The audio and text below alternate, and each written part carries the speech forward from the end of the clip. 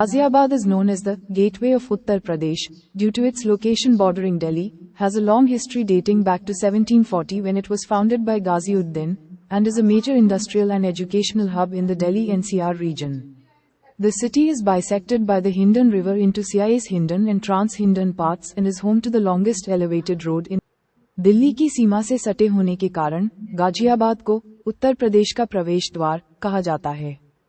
इसका इतिहास 1740 से शुरू होता है जब गाजीउद्दीन ने इसकी स्थापना की थी। अगर मैं आपको बताऊं कि गाजियाबाद को 1700 सेंचुरी में इस्टेब्लिश किया गया था एज ए सिटी, तो आपको कैसा फील होगा? मुझे ऐसा फील होगा कि 1700 में इसको सिटी डिक्लेयर किया गया था, and as per history and all one of the important route between Delhi headquarters and other places Ghaziabad ही था। इनफैक्ट जो रिवोल्ट भी स्टार्ट हुआ था, जो ब्रिटिश के अगेंस्ट रिवोल्ट स्टार्ट हुआ था, उसमें भी इस होल रूट का, पर्टिकुलरली इस प्लेस का काफ़ी इम्पोर्टेंस था। गाजियाबाद का Ghaziabad 1700, almost 1800, 1900, now we are in 2025. I am living here, and as you can see, many people are living here, and many people are living with many different stratas. आप सब तरह के लोगों को देख सकते हैं, and here we are, एक सिटी जो पिछले 3 सेंचुरी से सिटी का escape ढूंढ रही है। और मैं इसलिए बोल रहा हूँ क्योंकि आजकल शायद मैं चाइना के रील ज़्यादा देख रहा हूँ। अब जब चाइना का रील में देखता हूँ ना, तो मेरे को 2 ही चीज़ याद आती है कि इंडिया आज़ाद हुआ था 1947 में, और चाइना अपना इंडिपेंडेंट हुआ था 1949 में। सिमिलर टाइम ऑफ फ्रेम दोनों देशों को मिला था, सिमिलर टाइम फ्रेम दोनों देशों में, सेम इशू था, colonial rule and all. But look where China is and look where we are. Ghaziabad is called smart city, और ये गाजियाबाद का वो पोर्शन है, यहाँ से 2 किलोमीटर अगर आप दूसरे डायरेक्शन से पीछे जाएंगे तो दिल्ली आ जाएगा। It's not like some remote part of the Ghaziabad, it's the next to the capital of our country. Road ख़राब है, रोड कंस्ट्रक्शन में अंडर कंस्ट्रक्शन है। आपको आसपास की धूल से पता चल ही जाएगा किस तरह का रोड कंस्ट्रक्शन है यहाँ पे। और जाम सिर्फ इसलिए लगा है क्योंकि सामने हिंडन एयरपोर्ट है। नहीं, रीज़न ये नहीं है कि सामने हिंडन एयरपोर्ट है तो लोग एयरपोर्ट में जा रहे हैं। नहीं, एयरपोर्ट बने हुए बहुत साल हो गए। अभी भी यहाँ पे इंडिगो की कुछ फ़्लाइट और एयर एशिया की कुछ फ़्लाइट और मैक्सिमम प्राइवेट जेट्स ही चलते हैं, जस्ट सो डैट कि लोगों को पता नहीं चले ज़्यादा। खैर, वो इम्पोर्टेंट नहीं है। इम्पोर्टेंट ये है कि हिंडन एयरपोर्ट है, उसका रास्ता है, और यहाँ पे रोड बन रही है पिछले 1 साल से इस पर्टिकुलर जगह पे 201005 लोनी में रहने वाले लोगों को ये जाम डेली झेलना पड़ रहा है, और कोई पूछने वाला नहीं है। जाम तो है ही, रोड नहीं है, कोई पूछने वाला नहीं है। जाम भी है, रोड भी है, और उसके ऊपर डस्ट भी है। इतना डस्ट है कि आप मत पूछो। चारों तरफ डस्ट है, रोड के राइट साइड में भी डस्ट है, रोड के लेफ्ट साइड में भी डस्ट है। आपको ऐसा ही फील होगा कि शायद इस शहर को बना के यहाँ के नगर निगम वाले लोग, म्यूनिसिपैलिटी वाले लोग छुट्टी पे चले गए, क्योंकि इसको देख के ऐसा ही फील होता है। यहाँ पे लगता है कि ना कोई एमपी है, ना कोई एमएलए है, ना कोई विधायक है, क्योंकि देख के ऐसा ही लगता है। मैं आम आदमी को बिल्कुल नहीं बोलूँगा, मैं आम आदमी जो इस जाम में फंसा हुआ है ना, उससे एक्सपेक्ट नहीं करूँगा कि वो शहर साफ रखे। वो ऑलरेडी फ्रस्ट्रेटेड है, आप देखो इस धूप में, इस मिट्टी में, इस गंदगी में, घटिया रोड में आप खड़े रहो, आपको पता चल जाएगा। मैं खड़ा हो चुका हूँ, मुझे पता है किस तरह की गंदगी है, किस तरह का धूल है, किस तरह का धूप है, और किस तरह का डिस्कम्फर्ट है। इतनी सभी तरह की गाड़ियाँ हैं, ट्रक भी है, कार भी है, कमर्शियल गाड़ियाँ भी हैं, ऑटो भी है, रिक्शे वाले भी हैं, साइकिल वाले भी हैं, और मोटरसाइकिल वाले भी हैं। सब इसी रोड पे है, और रोड नहीं है। और ये कहाँ पे हो रहा है? हिंडन एयरपोर्ट के सामने। हिंडन एयरपोर्ट है भैया, अभी आपको दिखाऊंगा, सामने हिंडन एयरपोर्ट है। दिस इज सैड कंसिडरिंग कि आपकी सिटी इतनी पुरानी है। आपकी सिटी इतनी पुरानी होने के बाद उसमें एक हेरिटेज फील आना चाहिए। कल्चर दिखना चाहिए, कहानियाँ दिखनी चाहिए, अच्छी चीज़ें होनी चाहिए, ना कि ये लगना चाहिए कि देख के लगे कि भाई 1700 में भी तो यही हालत होगी, लोग ऐसे ही ऊबर खाबर रास्ते में चलते होंगे, देखो क्या हालत है। लोग तो नहीं है भैया, इस काबिल हैं ही नहीं, छोड़ा ही नहीं है उनको इस लायक कि भैया वो इस जाम से भी जूझें, पॉल्यूशन से भी जूझें, रोड से भी जूझें, अपनी डेली लाइफ स्ट्रगल से भी जूझें और उसके बाद आके बात करें। नहीं छोड़ा है गवर्नमेंट ने। मुझे नहीं लगता है कि ये लैप्स ऑफ द सिस्टम है, it's design of the system है, ये डिज़ाइन है सिस्टम का। सबसे पुराना एरिया ये, सबसे हिस्टोरिकल एरिया ये, गाज़ियाबाद को 1700 में डिक्लेयर किया गया था सिटी, 300 ईयर्स। और देखो इस शहर की हालत, देखो इस शहर की हालत क्या है। हवा में धूल है, लोग टू व्हीलर वाले उसी में चलने को मजबूर हैं। हवा में धूल है, हवा में धूल है, टू व्हीलर वाले उसी में चलने को मजबूर हैं, सब मजबूर हैं। मैं फिर भी बचा हुआ हूँ कार में रह के, लेकिन I am feeling bad for two wheelers and these people who are working, वो भी उतना ही एक्सपोज्ड है। और एक तो हिम्मत देनी चाहिए यहाँ के रहने वाले लोगों को, जानते हुए कि इतनी धूल है, पता नहीं कैसे नहीं प्रॉब्लम होती है।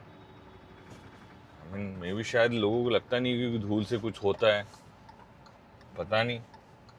बट जहाँ तक मुझे पता है, एज़मा का पहला ट्रिगर पॉइंट ही धूल होता है। आस्थमा, एस्थमा, एज़मा, कुछ भी बोल लो आप, दम्मे की बीमारी का पहला ट्रिगर पॉइंट ही धूल होता है। लंग कैंसर, क्योंकि अनपेव्ड रोड में क्या होता है ना, जो रोड बनती है उसमें सिलिका यूज़ होता है।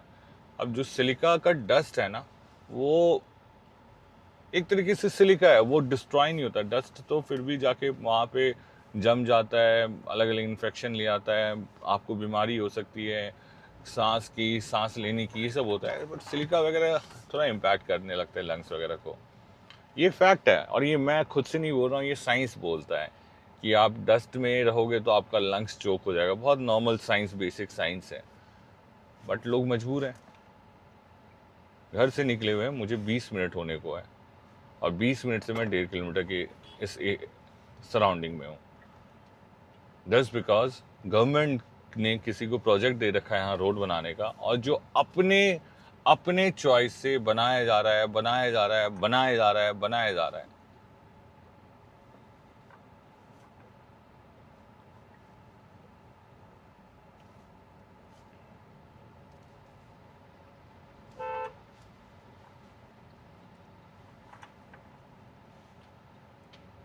देखो बीच रोड में पोल है, वहीं पे काम भी हो रहा है, और 4 लेन की ट्रैफिक 1 लेन से होके जा रही है, वो भी रोड टूटी हुई है। मतलब रोड कंस्ट्रक्शन भी करना है। और देखो ये देखो एयरपोर्ट, ये एयरपोर्ट का एक्सेस रोड है, यहाँ की हालत ऐसी है। और ये अभी से नहीं है, पिछले 1 साल से है, कोई पूछने वाला नहीं है। और मुझे इन सब बातों पे गुस्सा क्यों आता है ना, अभी 2 दिन पहले मुझे 5,000 का चालान लगा है। पता है क्यों? क्योंकि मैं 1 दिन लेट हो गया हूँ टैक्स फाइल करने से। आप सभी लोग को लगा होगा जिन्होंने भी बाई 16 सितंबर टैक्स नहीं फाइल करा है, 1 दिन की डिले की वजह से आपको 5,000 का चालान लगने वाला है। And by the time you will delay it, आपको इंटरेस्ट लगने वाला है। मैंने ऐसे ही आउट ऑफ क्यूरियोसिटी चेक करने की कोशिश करी कि what if I don't want to pay the income tax and I skip paying the income tax. Government आपको जेल में डाल देगी क्योंकि आपने इनकम टैक्स नहीं दिया। बट जो ये सारा टैक्स लेके इन्होंने ये हालत कर रखा है, उसकी जवाबदेही कौन देगा भैया? कौन? बता दो कोई ऐसा इंसान अपने डिपार्टमेंट में जो बोल देगा कि क्यों मैं मजबूर हूं इस धूल में रहने को, क्यों मैं मजबूर हूं टूटे रोड पे चलने को। ना आपके रोड पे पेवमेंट है, ना आपके रोड पे टॉयलेट है, ना आदमी को सहूलियत चलने के लिए है, ना आदमी को सहूलियत जीने के लिए। आप टैक्स पे टैक्स लिए जा रहे हो, और उसमें भी बंदा अगर टैक्स 1 दिन से डिले कर रहा है, आप उसे 5,000 का चालान काट रहे हो, जस्ट बिकॉज आपके लिए 5,000 की कोई वैल्यू नहीं है। So sad, it's so sad. मुझे अफसोस भी लग रहा है, और मुझे बुरा भी फील हो रहा है, और मुझे ट्रैप्ड भी फील हो रहा है। इट्स लाइक लार्जेस्ट डेमोक्रेसी बोल के किसी टाइम इतना प्राउड फील करके पंप करवा दिया इन्होंने। भैया यू बिलोंग टू, जहाँ डाल पे सोने की चिड़िया करती है बसेरा, सारे जहाँ से अच्छा हिंदुस्तान हमारा, नहीं है भैया। चाइना 1949 में इंडिपेंडेंट हुआ। आप उसकी किसी भी एक सिटी को उठा लो, कैपिटल सिटी को ही उठा लो, और फिर उसके बाद आप अपनी कैपिटल सिटी को देख लो, या कोई भी सिटी देख लो, फाइनेंशियल कैपिटल देख लो, सिलिकॉन सिटी देख लो, कहीं भी देख लो। कुछ लोगों को मैंने ये बात बोली तो वो बोलते हैं कि भैया वो एआई वाली वीडियोस है, वो ऐसा नहीं कर सकते हैं। लोग मानने को ही तैयार नहीं है। फिर बहुत सारे लोग इन्फ्लुएंसर मजबूर होके चाइना जाके वीडियो दिखाने लगे कि भाई चाइना में बात है, उन्होंने कर रखा है, पब्लिक को फैसिलिटी दे रखी है, गवर्नमेंट भी पानी दे रही है, प्राइवेट प्लेयर भी पानी दे रही है, और गवर्नमेंट ने ही पब्लिक पे छोड़ रखा है कि वो किसका पानी पीना चाहती है। दोनों पानी साफ है, इनफैक्ट गवर्नमेंट का पानी ज्यादा साफ है। आप द्वारका का न्यूज देख लो, 3 सोसाइटी कंटामिनेटेड पानी पीने की वजह से, कंटामिनेटेड का मतलब उसमें पॉटियां थी, 3 सोसाइटी बीमार पड़ी हुई है। कोई जवाबदेही नहीं है उस देश में जहां पे 54 कंफर्म्ड रिपोर्ट, कोई रिपोर्ट नहीं है, कोई डेटा नहीं है, सिर्फ 54 कंफर्म्ड रिपोर्ट है कि कुत्तों के काटने की वजह से रेबीज हुआ है और रेबीज की वजह से डेथ हुआ है। उस देश में सुप्रीम कोर्ट डिसाइड कर लेती है कि ये बहुत फैटल मैटर है और मुझे इन्वॉल्व होकर इसमें कॉल लेना चाहिए। मैंने उस दिन ही कह दिया था कि जस्ट ए डिस्ट्रैक्शन, और हुआ यही। फाइनली गवर्नमेंट ने यही किया जो पहले से था। AWBI, animal welfare board of India का गाइडलाइंस रीपब्लिश कर दिया, बोल के कि ये हमने किया है। वाह, मतलब स्विच ऑफ कर दो, फिर पूछो सबसे, अरे आप अंधेरे में क्यों रह रहे हो, और फिर जाके स्विच ऑन कर दो और बोलो कि देखो मैंने लाइट लाई है। वाह वाह वाह वाह वाह वाह वाह। हम बाबू हैं कि हम झुनझुना हैं पता नहीं, लेकिन चूती जरूर है।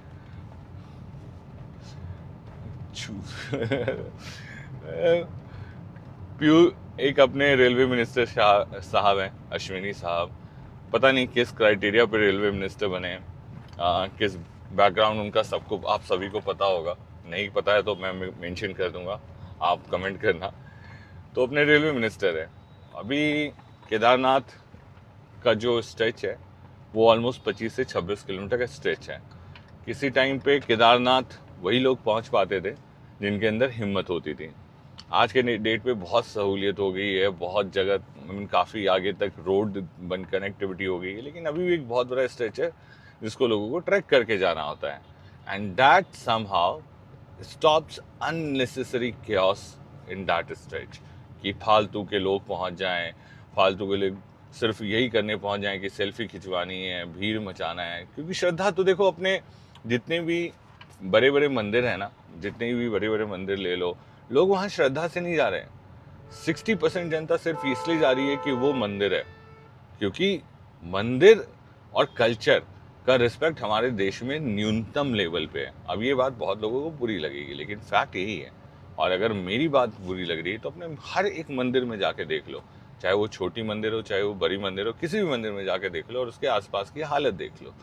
अगर मंदिर और भगवान के रहते हुए आसपास की हालत खराब है ना, और मंदिर की खुद की हालत खराब है, तो भैया क्वेश्चन तो करना पड़ेगा। ऐसे ही तो नहीं है कि लार्जेस्ट डेमोक्रेसी में रह के सबसे ज़्यादा लार्जेस्ट चूतिया बनाया जा रहा है।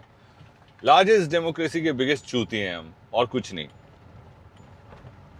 लार्जेस्ट डेमोक्रेसी, पानी के लिए, पीने के लिए पानी नहीं है, हवा साफ नहीं है, पब्लिक ट्रांसपोर्ट नहीं है, आदमी जो जॉब कर रहा है उस पर 40% टैक्स है, 50% टैक्स है, सिन टैक्स लेती है ये गवर्नमेंट, सिन टैक्स।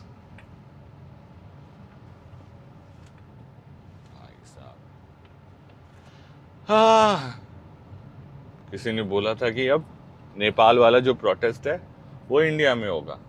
मैंने बोला भैया पॉसिबल ही नहीं है, लास्ट भी टाइम भी मैंने बोला था पॉसिबल ही नहीं है। उसने मुझसे पूछा भाई तू इतना नेगेटिव क्यों है, मैंने बोला ये नेगेटिव कैसे है, मैं नेगेटिव कैसे हूँ आप बताओ, कमेंट करो आप कि नेगेटिव कैसे हूँ, कि अगर मैं ये बोल रहा हूँ कि इंडिया में नेपाल की तरह जेनजी प्रोटेस्ट नहीं हो सकता है। द ओनली रीजन बीइंग कि यहाँ के लोग, यहाँ की यूथ, एलविश यादव, ये जो रेबल किड है, अर्पिता, इन वगैरह लोग जैसे लोगों को फॉलो करती है। ये समय को इन्होंने सुप्रीम कमांडर बना रखा है, इन जैसे लोगों को फॉलो करती है। Nothing wrong in following, nothing wrong in following, मैं उस पर क्वेश्चन नहीं उठा रहा हूँ, मैं उनके कंटेंट पे भी क्वेश्चन नहीं उठा रहा हूँ। आपका चॉइस है भैया, आपको जो टेस्ट आता है आप वही पसंद करोगे, तो उसमें प्रॉब्लम नहीं है। प्रॉब्लम ये है कि आप इनके कंटेंट में कुछ भी ऐसा नहीं देखोगे जिससे आने वाले टाइम में कुछ चेंजेस आएगा, या ये रियल इश्यूज पे बात कर रहे हैं, या ये इन चीज़ों पे बात कर रहे हैं जिससे लोगों की लाइफ में चेंजेस आएंगे, एक अच्छा देश बनेगा, ये सब कुछ होगा। नहीं करेंगे। They are just praying and living on the say the missed opportunities of India. लोग मजे ले रहे हैं उसके, जो भी है उसमें नहीं जाते हैं। तो मैंने यही माना था कि जहाँ की जनता को मतलब ही नहीं है कि उनका कंटेंट क्रिएटर कैसा हो, उनका कंटेंट क्रिएटर बकचोद होना चाहिए, टाइम मजे लेना चाहिए, गाली गलौज करना चाहिए, दम भर के गंद गाली देना चाहिए, फुद्दू बोलना चाहिए, चूतिया बोलना चाहिए, माँ बहन की गाली देना चाहिए, ऑन स्टेज पे बोलना चाहिए, लंड बोलना चाहिए, यही सब बोलना चाहिए।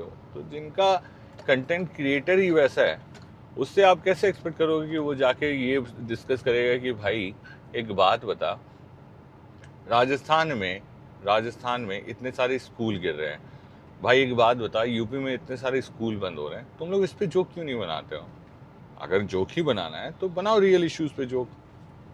ये पकड़ लिया, वो पकड़ लिया, इसके साथ सो लिया, उसके साथ कह लिया, ठीक है, अच्छा लगता है, बट हर आई मीन एक एक होता है ना, एक पोजीशन पे आप पहुंच जाते हो, आप पोजीशन पे रह जाते हो, तो करो, आपको जो अच्छा लगता है आप करो, लेकिन एक होना चाहिए, एक रिस्पॉन्सिबिलिटी टुवर्ड्स नेशन होना चाहिए। आप जिस देश में रहते हो उस देश के बारे में ही नहीं सोच रहे हो, तो हो सकता है आप अपने बारे में सोच रहे हो लेकिन कल के बारे में नहीं सोच रहे हो, और कल के बारे में नहीं सोच रहे हो तो मतलब आप अपने बच्चों या अपने आप फैमिली के फ्यूचर के बारे में नहीं सोच रहे हो। मैं तो सबके बारे में सोच रहा हूँ, क्योंकि मैं कहीं जाता हूँ मुझे बहुत बुरा लगता है देख के कि कोई इसलिए सिर्फ डिसेबल्ड है क्योंकि उसको किसी न किसी अपॉर्चुनिटी से मिस करा दिया गया या लैक करवा दिया गया है, जो भी रीज़न है। कोई भी बंदा जो मुझे किसी रीज़न से कमज़ोर दिखता है, किसी रीज़न से डिप्राइव दिखता है, जो भी चीज़ जिसमें हम लोग ने ऐसा कर रखा है कि एक सिस्टम की वजह से वो चीज़ पीछे रह गई है या कम रह गई है या बेकार हो गई है, मुझे उससे प्रॉब्लम है। और मुझे नहीं लगता कि अगर मैं इनके बारे में बात करूँगा तो ये मेरा पर्सनल प्रॉब्लम है। हवा साफ़ होगी ये मेरे लिए नहीं साफ़ होगी। मैं तो अपने घर में एयर प्योरीफायर और कार में एयर प्योरीफायर लगा के घूम सकता हूँ। हवा साफ़ सबके लिए होगी। बस मैं चाहता हूँ कि मैं जहाँ भी जाऊँ एटलीस्ट यही नहीं नॉर्मल दिखे कि सब लोग गंदगी में बैठे हुए हैं। नहीं है भैया, ये सही है, बिल्कुल सही नहीं है। फ़ोन पे चला रहे हैं कार धीरे धीरे आराम से।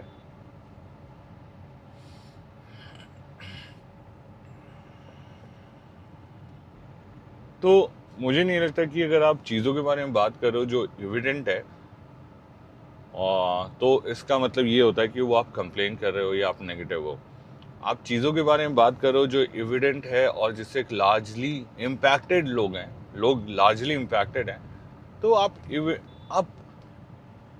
कंप्लेन नहीं कर रहे हो, आप वो चीज़ हाईलाइट कर रहे हो जिसको ज़रूरी है एट पॉपुलेशन लेवल पे डिस्कशन की। मुझे लगता है कि 2025 में हमें साइंस एआई से ज़्यादा इम्पॉर्टेंट है कि हम मिट्टी के बारे में, हम धूल के बारे में बात करें, हम गंदगी के बारे में बात करें, हम पानी के बारे में बात करें, हम हवा के बारे में बात करें। लाइफ में एआई भी आ जाएगा, लाइफ में इंफ्रास्ट्रक्चर भी डेवलप हो जाएगा अगर एक हेल्दी जनरेशन रहेगी और एक साफ़ वातावरण रहेगा। मेरा तो आधा से ज़्यादा फ्रस्ट्रेशन सिर्फ गंदगी की वजह से है, मानो नहीं मानो, आधे से ज़्यादा फ्रस्ट्रेशन गंदगी की वजह से। और उसके अलावा जो मैक्सिमम बीमारियां हैं वो भी आधे से ज़्यादा गंदगी की वजह से हैं। तो आई थिंक हमें rather than AI, rather than technology, rather than infra futuristic बातें, we should talk about these basic things जो हमें मिल नहीं रही हैं और बहुत ज़रूरी है। और ऐसा नहीं है कि इसकी कमी है। जिस देश में जैसे डेजर्ट बेस्ड कंट्री हैं, अरब के कंट्रीज़ हैं, वहाँ पे पानी की प्रॉब्लम वो समझ में आती है। इस देश में इतनी नदियाँ हैं, इतना पानी है, उसके बाद इस देश में साफ़ पानी की प्रॉब्लम है। ये बहुत सीरियस मैटर है, ये बहुत सीरियस मैटर है और ये होना भी चाहिए। बच्चे बच्चे को इसके बारे में डिस्कशन करना चाहिए। मारो गोली कि आपके पॉलिटिशियन कितने बड़े चोर हैं, मारो गोली कि आपके पॉलिटिशियन क्या कर रहे हैं आज के डेट में। हम लोगों को मिल के एक ही बात करनी चाहिए कि भैया मुझे साफ़ पानी, साफ़ हवा, साफ़ साफ़ साफ़ हवा, साफ़ पानी, साफ़ खाना कब मिलेगा? कब मिलेगा? आई मीन इसका कस्टोडियन मैं अकेले नहीं बन सकता हूँ, मैं अकेले इसको इम्प्रूव नहीं कर सकता हूँ। आजकल देखता हूँ बहुत सारे इन्फ्लुएंसर हैं जो सफाई में इन्वॉल्व हैं, जो रोड पे जाते हैं और कचरा उठाना शुरू कर देते हैं, नदी में घुसते हैं, वहाँ से कचरा उठाना बहुत अच्छा है। Heads up to their, I mean thumbs up to their effort, no doubt. But sorry to spoil, by doing these acts आप गवर्नमेंट को ऑलरेडी एक मैसेज दे रहे हो कि आप करो नहीं करो, कुछ लोग हैं जो आपके बिहाफ में कर देंगे। ठीक है, फंड रेजिंग हो जाता है, अच्छी बात है, बट मुझे लगता है कि आप गवर्नमेंट को क्रिपल बना रहे हो via this. Rather than you should doing it, I think we should all unite, जिसके लिए इम्पॉर्टेंट है, एंड टॉक अबाउट दिस कि कौन करेगा इसको अगर आप नहीं करोगे तो। पानी कौन साफ करेगा अगर आप नहीं करोगे? नदी कौन साफ करेगा? ये कॉमन पब्लिक का काम नहीं होना चाहिए कि वो जाके बोल रही कि नदी कौन साफ करेगा, पानी कौन साफ करेगा। So that's what I think, people should talk about these things and जब तक हम बात नहीं करेंगे तब तक बदलाव आएगा नहीं। और बदलाव ज़रूरी है, नॉट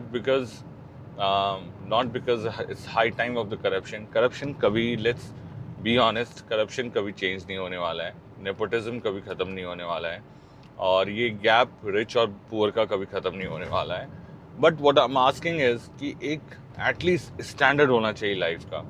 ऐसा नहीं होना चाहिए कि हम एक स्टैंडर्ड लेस लाइफ जी रहे हैं, कि कोई स्टैंडर्ड ही नहीं है, और वो भी तब जब 2025 में। अब सोचो कि मैं घर में बैठ के चाइना का वीडियो देख रहा हूँ कि चाइना में ऐसा है, चाइना में वैसा है, वहाँ AI रोबोट बना रहे हैं, बहुत कुछ कर रहे हैं। But what we have, what we are going through, it's a sad affair. मेरा मन करता है कि मैं बोल दूं कि भैया मैं आपको टैक्स दे दूंगा, मुझे आप अपने कंट्री में बुला लो। I mean why not? अगर मुझे अच्छी रोड मिल रही है, साफ़ हवा मिल रहा है, साफ़ पानी मिल रहा है, अच्छी गवर्नमेंट मिल रही है, क्यों नहीं? मुझे अच्छा लगेगा, मैं 30% की जगह 50% कंट्रीब्यूट कर दूंगा अगर गवर्नमेंट करेगी तो। बट यहाँ लग रहा है कि बस वन वे ट्रांजेक्शन है, दैट्स ऑल, इससे वन वे ट्रांजेक्शन। अब गाज़ियाबाद में जितने भी प्रोजेक्ट है ना, वो मैक्सिमम ऐसे ही दिखाए जाते हैं कि एक ऐसा रोड है, उसके बाद सामने बिल्डिंग है and all, but this is Delhi Meerut express way and this is just one road. आप जो भी पूरा रोड देख रहे थे इतनी देर तक, दैट्स द ट्रू गाज़ियाबाद। और गाज़ियाबाद में रहने वालों को पता है ये बात। 300 साल पुराना शहर है आपका, आपको ये बात इम्पॉर्टेंट पता होनी चाहिए। और काफ़ी कल्चरल हेरिटेज है इस सिटी का, इम्पोर्टेंस है इस सिटी का, बट शायद इस सिटी को 300 साल पुराना वाला ना रिस्पेक्ट मिला, ना वो इम्पोर्टेंस मिला, और ना ही वो स्टैंडर्ड मिला। आज भी यहाँ पे लोग बेसिक चीज़ों के लिए स्ट्रगल कर रहे हैं, बेसिक चीज़ों के लिए स्ट्रगल कर रहे हैं, not even like sky scrapers thing and all, but basic cheese like basic road, basic drainage, basic water, basic air. So that's what it is. This is how it is. The road you are seeing right now is the Delhi Merit Expressway, inaugurated by our beloved Prime Minister, Mr. Modi ji, with a budget. I don't remember the budget, but something around. बहुत अच्छा खासा budget था, because it's one of the costliest expressway. 7 रुपये पर kilometre का charge है इस expressway का। तो अगर आप गाज़ियाबाद में रहते हैं तो आप कमेंट करिए और आप बोलिए, आप बताइए कि अगर आपको लगता है कि अगर आपकी शहर 300 साल पुरानी है तो क्या उसको इस तरह का स्टैंडर्ड मिला है। अगर आप गाज़ियाबाद में रहते हैं तो कमेंट करिए कि आप अपने शहर को out of 10 being the best city क्या रेट करते हैं। आप कमेंट करिए कि क्या क्या प्रॉब्लम एज ए पब्लिक आपको लगता है कि वो क्या क्या प्रॉब्लम एज ए पब्लिक आपको लगता है कि गवर्नमेंट को पहले डील करना चाहिए। मुझे लगता है कि गाज़ियाबाद को अच्छी सड़क, अच्छी हवा, अच्छा पानी, अच्छा ड्रेनेज की रिक्वायरमेंट है। इस तरीके से नहीं हो सकता है कि एक गाज़ियाबाद का मेजर पॉपुलेशन गंदगी में रहने को मजबूर है जस्ट बिकॉज लोग ध्यान नहीं दे रहे हैं। और ख़ासकर लोनी वाला side that's the most worst area है। इन साहिबाबाद साहिबाद गाज़ियाबाद एशिया का one of the largest industrial area है, बट उसके बाद अनफॉर्चुनेटली ऐसी हालत है तो बुरा लगता है। अब मैं रह रहा हूँ तो मैं ऐसा नहीं इग्नोर कर सकता हूँ कि मैं बाहर से हूँ तो मुझे नहीं सोचना चाहिए। मैं यहाँ अब रह रहा हूँ तो मुझे सोचना चाहिए कि मैं जहाँ रह रहा हूँ वहाँ अच्छी हवा, अच्छा पानी, अच्छा ड्रेनेज होना चाहिए। तो basic thing I am asking for. मैं तो बाकी चीज़ों के बारे में बात भी नहीं कर रहा हूँ। तो comment in the video and let me know your views कि आपको क्या लगता है। That's it for today. Next video में फिर से मिलते हैं एक नए डिस्कशन के साथ। Thank you, take care. I hope कि आप अपने आसपास के नेचर का ख्याल रख रहे हैं, जानवरों का ख्याल रख रहे हैं, आसपास के लोगों का ख्याल रख रहे हैं, क्योंकि unity is the only best policy that will help you grow better and being a better human being. Kindness and humbleness choose करिए। Thank you. बेबाक, AP।